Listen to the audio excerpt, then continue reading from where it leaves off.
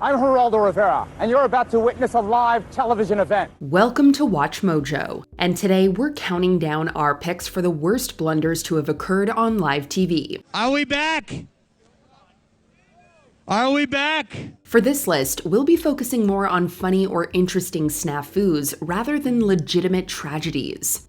Number 30, the 2024 presidential debate. With the COVID, with dealing with everything we have to do with, look, if we finally beat Medicare. Thank you, President Biden. President Trump? Well, he's right. He did beat Medicare. He beat it to death. No matter which side you're on, the presidential debate of June 27, 2024 was a disaster, and historians will be studying it for decades to come.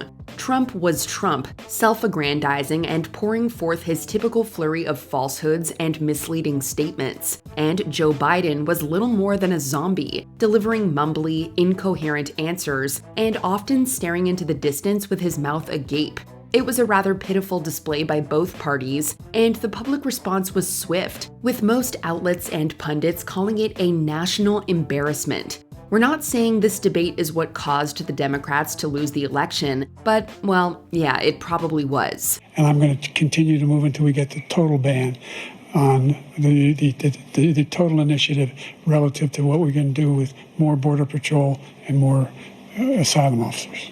President Trump? I really don't know what he said at the end of that sentence. I don't think he knows what he said either. Number 29, a drunk Bill Murray. I think you're doing great. Do you remember? You're doing great, and when he said, would you come? It wasn't a question. The Last Word with Lawrence O'Donnell is a serious political show that airs on MSNBC, so it was rather odd when Bill Murray quite literally stumbled onto the set. Murray was on Letterman earlier that day, on which he did a number of vodka shots. Then he went out to dinner and had some wine. Then, apparently deciding that he wanted to talk politics, he wandered over to the NBC lot and barged onto the O'Donnell set, completely uninvited. The people on the show look quite confused, even a little irate, as the actor tumbles off chairs, interrupts everyone, and slurs out messy sentences. Luckily, this is Bill Murray we're talking about here, so we don't mind too much. I just did the Letterman show, then went to dinner, had oysters, rosé wine, red wine, duck, and some kind red of wine. Green grass fed hanger steak, and then rushed here to do your show. Number 28, the Chevy Chase Show. What's the matter, Senor Luigi? You look a little nervous. I'm very nervous. Have you had anything to eat today? No. First night, opening night jitters, huh? Yeah. Did you know that Chevy Chase had his own talk show? We'll forgive you if you didn't, as it only lasted 6 weeks. Chase signed a $3 million contract with Fox, who hoped that the famous comedian would carry them for years. It was a disaster from the start. Chase was an awful host, stiff and awkward with his guests, and the show was filled with cringe-worthy skits and terrible monologues that consistently failed to land. The oversized desk and awkwardly spaced furniture only added to the uncomfortable atmosphere. Fox, realizing that it was beyond saving and tired of being the national laughingstock, axed the show after just 29 episodes. And that's how Chevy Chase made the worst talk show in television history. Please. Sit down. Hey! If I knew you were going to be this enthusiastic, I would have rehearsed. Number 27, Gemma Collins falls through a trapdoor. Teen Award for Best TV Show is... Reality star and podcast host Gemma Collins partook in the 2017 BBC Radio 1's Teen Awards, presenting the trophy for Best TV Show, Love Island, by the way. Shortly after declaring the winner, Collins turned and fell straight through an open trapdoor.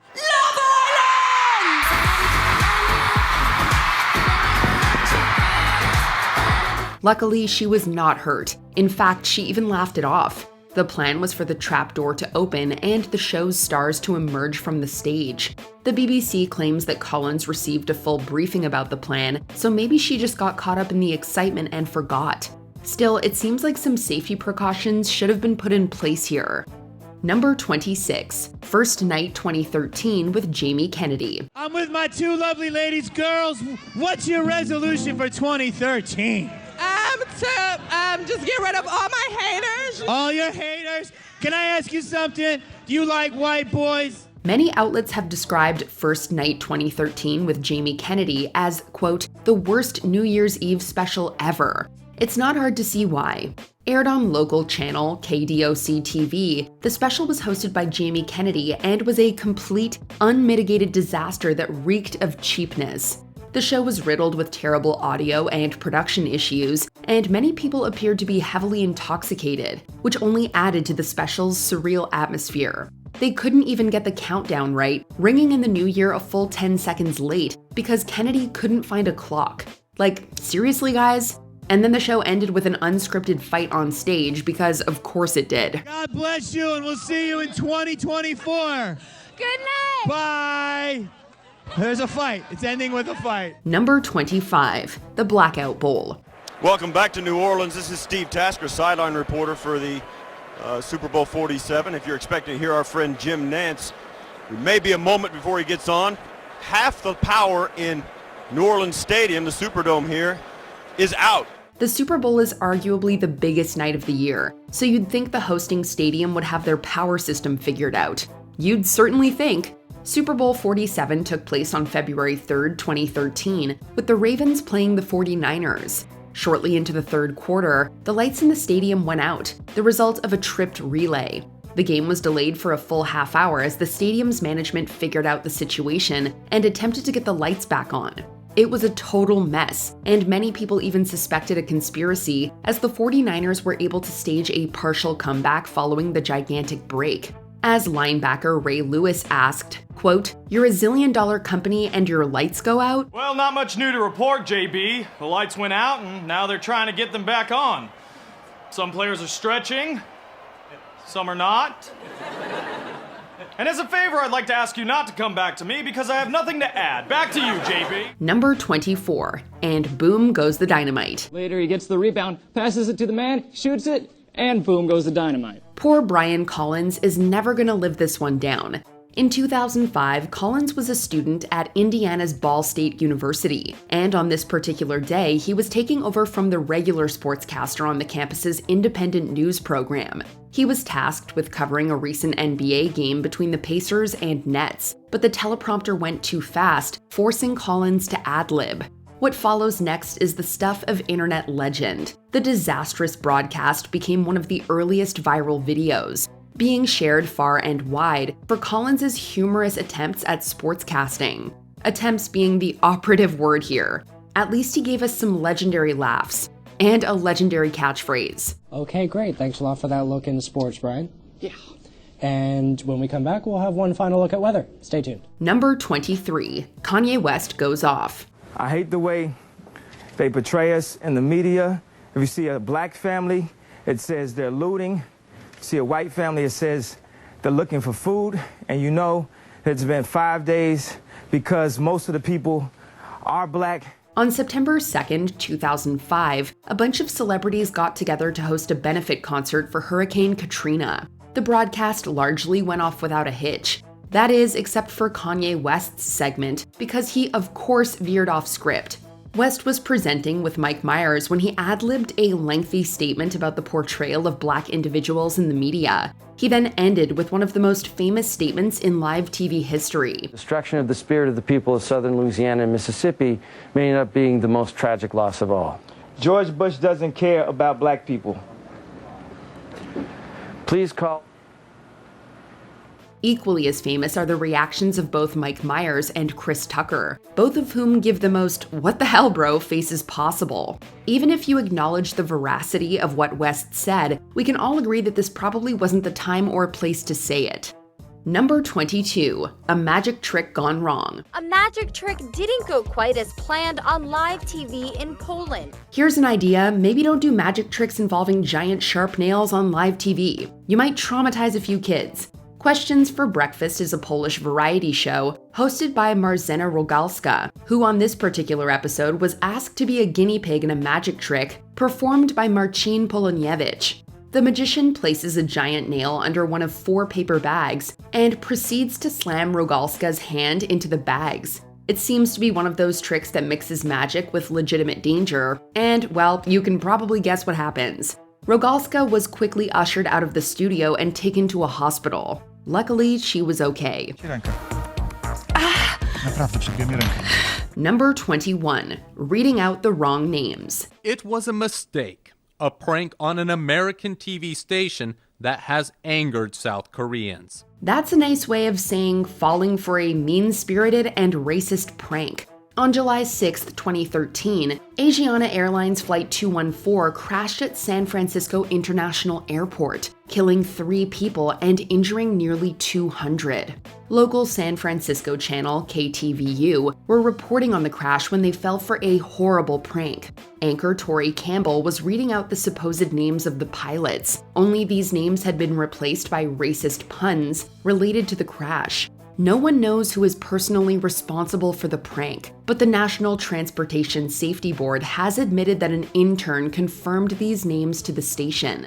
The intern was fired in the wake of the controversial broadcast, as were 3 producers at the station. I thought it was absolutely absurd because it's a professional entity, and if this was among our friends and everyone, it would be fine, it would be funny, but then if it's broadcast, it's something different. Number 20. The Tales of Tomorrow fiasco. Back in the early 50s, ABC aired a live sci-fi anthology show called Tales of Tomorrow. Tales of Tomorrow. Thrill tonight to the most famous tale of a science-created monster. Each episode was broadcast as it happened, so naturally there were a few disasters. One such blunder came in the first season episode Frankenstein. Legendary actor Lon Chaney Jr. played the monster, only he wasn't very good.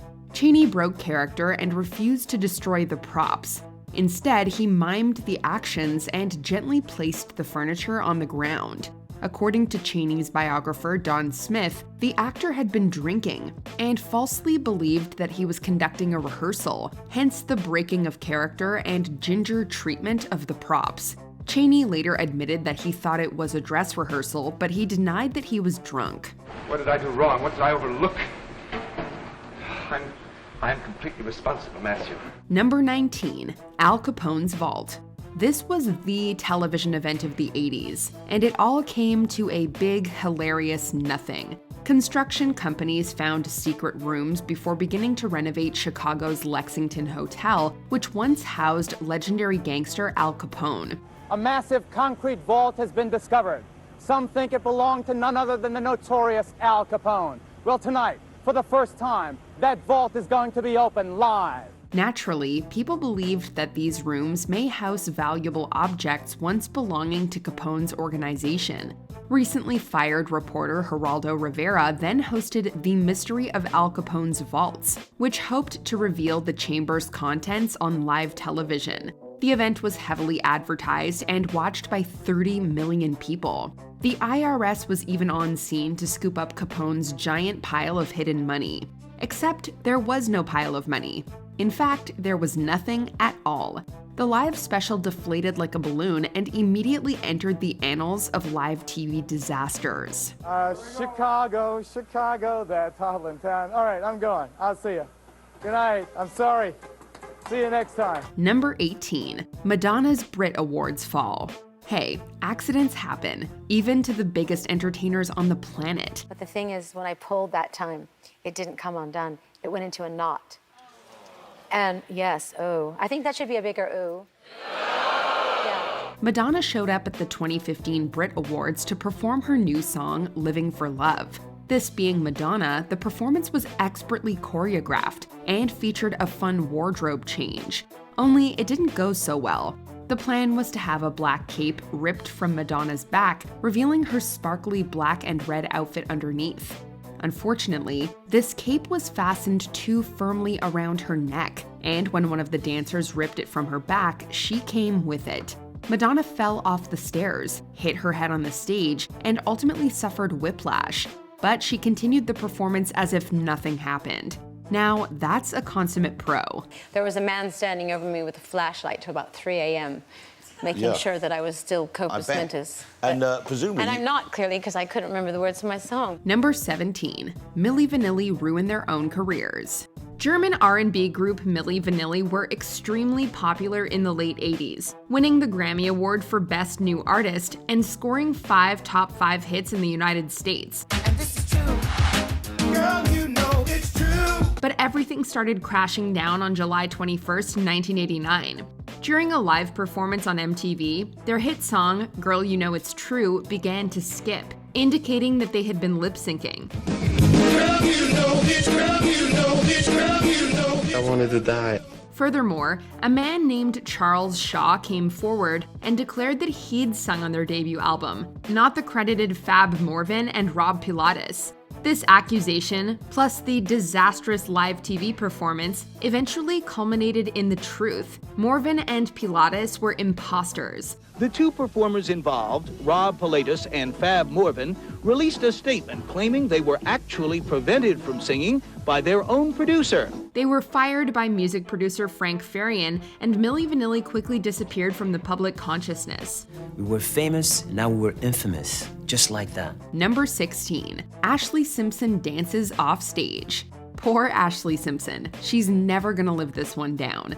Back in October of 2004, Simpson appeared as the musical guest on SNL in support of her debut autobiography. Once again, Ashlee Simpson. She performed both Pieces of Me and the album's title song. Well, she performed Pieces of Me. When the music began for Autobiography, the pre-recorded vocals of Pieces of Me played over the speakers instead. Panicked and not knowing what else to do, Simpson awkwardly danced off the stage and left her musicians to fend for themselves. Both the lip-syncing and the singer's reaction received enormous backlash, and the incident was widely parodied. Old man River, he must know something. Number 15. The Max Headroom Incident.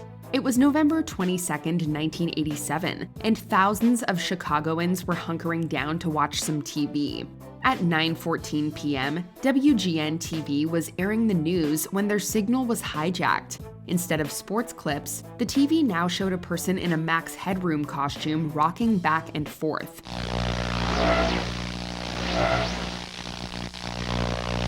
This lasted almost 20 seconds. A few hours later at 11:20, WTTW's airing of Doctor Who was interrupted by seemingly the same person. This was a far more complex hijacking. It lasted about a minute and a half and contained talking, singing, crude props, middle fingers, and even a bare behind.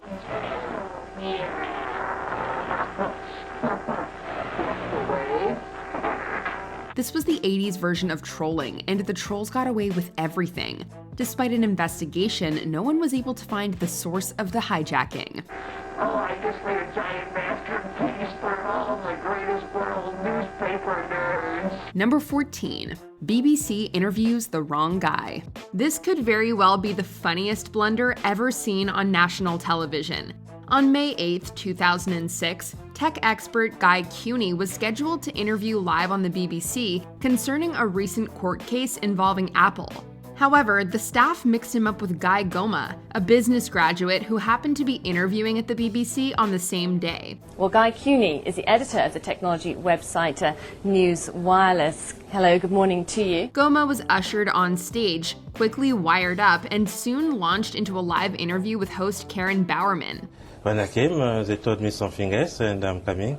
You got an interview, so it's a big surprise anyway. A big surprise. Exactly. Yes, yeah. Goma tried his best to answer the questions, but it was very obvious that something was off, especially considering the shocked reaction that Goma conveys at the beginning of the interview. And the worst part of it all, he wasn't even hired. This does really seem to be the way the music industry is progressing now, that people want to go onto the website and download music. Exactly. You can go everywhere. Number 13. The Battle of Bramall Lane. This 2002 soccer game was between West Bromwich Albion and Sheffield United. United goalkeeper Simon Tracy was given a red card less than 10 minutes in, prompting manager Neil Warnock to make a substitution. Misjudgment and a real chance for Dobie, and that's a handball outside the area, of which there is no question, and I wonder if a red card is on its way. It is. He later made 2 more for strategic purposes. Managers are only given 3 substitutions per game, so he was now unable to add new players. What followed was a pure comedy of errors. 2 players were kicked out for physically attacking their opponents, and 2 others were taken out with injuries. This left United with just 6 men, less than the 7 allotted by the rules. The referee was forced to end the match for this infraction, making this English football history's only game to end on a player shortage. You got in the showers and then you realise people coming down the car park, the media attention. It's never happened before to be a game abandoned, so it's not ideal to have been involved in it. Number 12, the Balloon Boy hoax. Live TV is fascinating. You can follow a national news story in real time, and you can also watch it deflate in an instant. On October 15, 2009, the country watched enraptured as a gas balloon floated through the air with a 6-year-old boy supposedly trapped inside. What you all see right there is an experimental aircraft that inside of which is a 6-year-old boy. However, the boy was later found in the attic of his home, prompting allegations of a hoax. This was seemingly confirmed during a live interview with Wolf Blitzer when the boy said his family, quote, did this for the show. We did this for the show. Yeah. No. A law enforcement affidavit later concluded that the parents had planned the hoax in an attempt to drum up interest for future media interests. The Heen family continues to deny that it was a hoax. It was never a hoax, not once, not ever. Number 11, Steve Harvey's famous bungle. Steve Harvey may be a consummate professional, but he will always be remembered for a simple bungle. At the conclusion of Miss Universe in 2015, Steve Harvey declared Colombia's Ariadna Gutierrez the winner.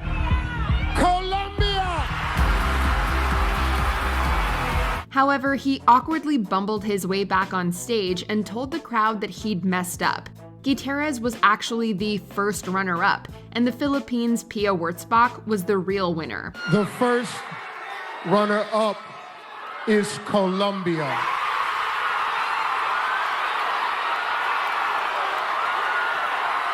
Harvey had gotten confused while reading the results, as first was located beside Gutierrez's name. The mistake made headline news, became an internet sensation, and continues to haunt Harvey to this day. This is exactly what's on the card. I will take responsibility for this. Just 14 months later, Warren Beatty and Faye Dunaway took some of the heat off Harvey by announcing the wrong Best Picture winner at the 89th Academy Awards. Number 10, Mariah Carey's New Year's Show. On December 31st, 2016, Mariah Carey joined Ashlee Simpson in the cringy I don't know what I'm doing, just get me the heck out of here Hall of Fame. The legend was set to perform Emotions and We Belong Together on Dick Clark's New Year's Rockin' Eve with Ryan Seacrest, when she experienced some unfortunate technical difficulties. During the first track, she reportedly couldn't hear the backing track, and instead of soldiering on, she just sort of ambled about the stage. Carey talked in a passive-aggressive manner to the audience, while her dancers continued as planned, and the odd whistle note emanated from the speakers. The second performance, meanwhile, could be described as an entertaining but hilarious mess. I mean, and I know how good they are at their job, so my reaction was she was working with the best. I find it hard to believe that they made big mistakes that night. Number 9, Flaming Arrows. Can you promise you won't be mad at me if I kill you? Sure. No promise that. During a live quarterfinals performance on America's Got Talent, stuntman Ryan Stock swallowed a steel rod with a target attached to the end. This target poked out of his mouth and was supposed to be shot with a flaming arrow by his fiancée, Amberlynn Walker. This seems like a bad idea, not only from a safety standpoint, but a live TV standpoint as well. A stunt like this can go catastrophically wrong, and it nearly did.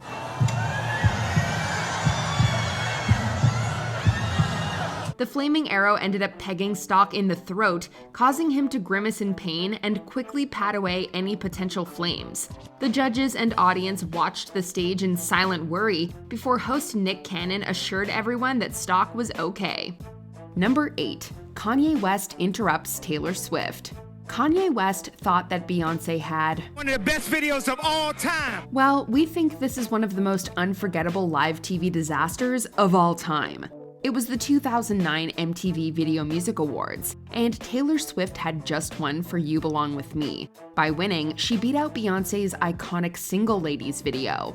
As Swift accepted her award, West infamously stormed the stage, grabbed the mic from her hand, and claimed that Beyoncé should have won. He probably expected cheers but got boos instead, prompting him to turn and make an obscene gesture at the crowd. It was an incredibly shocking moment that even earned the attention of President Barack Obama, who called West a not-so-nice name. He's a jackass. Number 7. Anthea Turner's Incident. Back in the late 80s, TV presenter Anthea Turner was hosting a live children's program called Up to You. Turner was on location reporting on a pageant conducted by the British Armed Forces. And Anthea, well, she's got the roving eye down at the Royal Tournament in Earl's Court. A motorcycle stunt was planned for Turner's story, but miscommunication resulted in a horrible accident.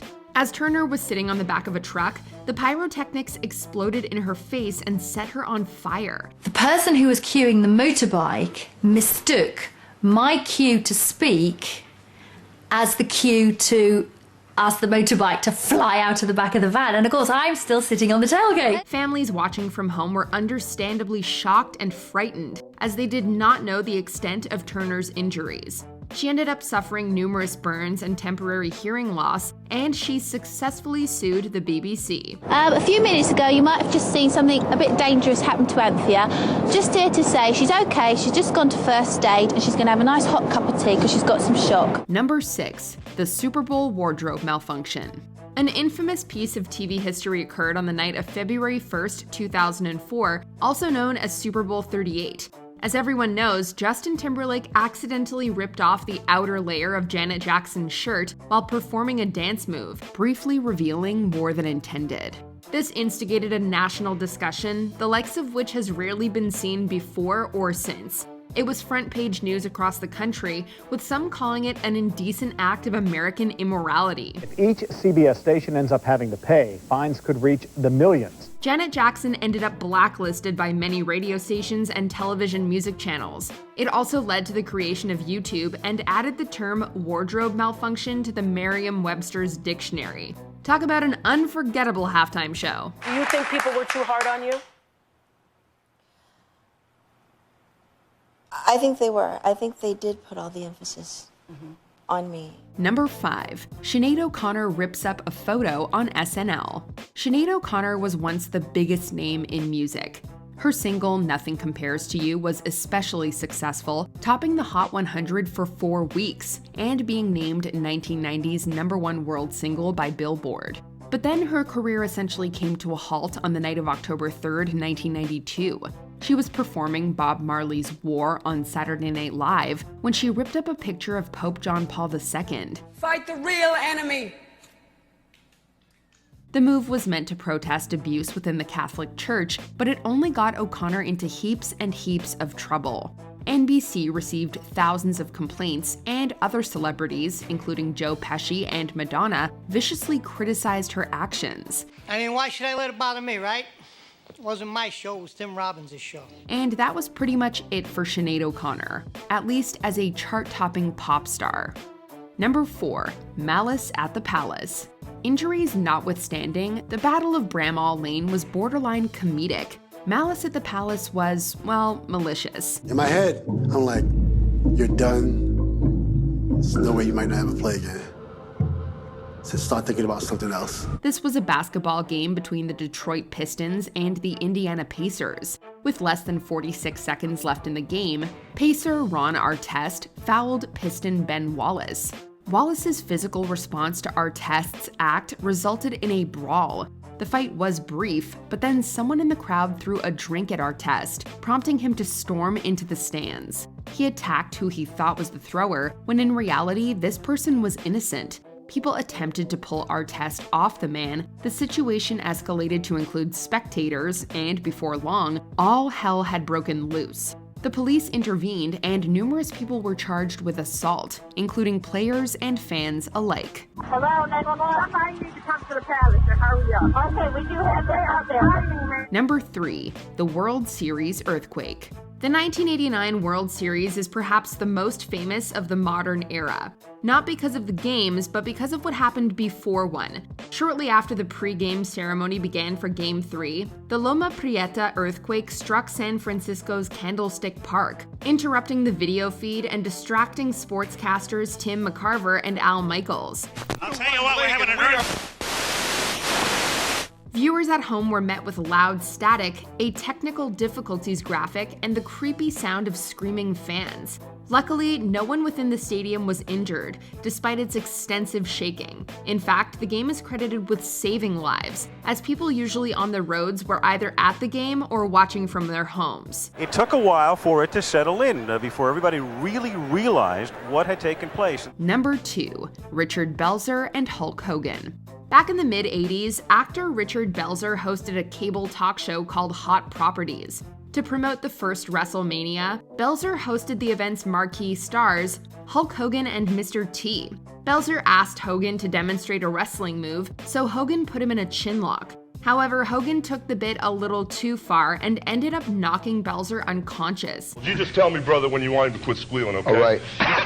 He then dropped the limp Belzer to the ground. Belzer played it off after waking up, but it was obvious that he had been hurt. All right, brother. And now, we'll be right back after this word from you-know-who. Belzer later sued Hogan for an undisclosed amount. He bought a farmhouse in France with the proceeds, which he named Shea Hogan. I feel really bad about the situation. Richard asked me to demonstrate a professional wrestling hold, and that's exactly what I did. Before we continue, be sure to subscribe to our channel and ring the bell to get notified about our latest videos. You have the option to be notified for occasional videos or all of them. If you're on your phone, make sure you go into your settings and switch on notifications. Number 1, the Gary Stolman incident. Back in August of 1988, a man named Gary Stallman strolled onto the set of KNBC and held TV presenter David Horowitz hostage. Stallman held a weapon to Horowitz's back and ordered him to read a rambling manifesto filled with conspiracy theory gibberish. Pardon me? What is this? Viewers at home only witnessed the initial attack, as the feed was intentionally cut shortly afterwards. Horowitz then obliged the gunman, who was not aware that he'd been taken off the air. Stallman's statement was a bizarre tale of space creatures and the CIA. The manifesto ended with the revelation that Stallman was actually holding an unloaded BB gun, and he placed it on the desk beside Horowitz. Stallman was promptly arrested and later pleaded guilty to the misdemeanor of false imprisonment, resulting in 3 years probation. Burbank police wrestled a man to the floor. He has been identified as Gary Stallman, and he said he never intended to harm anyone. Did you happen to catch any of these live? Let us know in the comments. And from all of us here at KTVU, we can only offer our sincerest apology in this case. Did you enjoy this video? Check out these other clips from Watch Mojo and be sure to subscribe and ring the bell to be notified about our latest videos.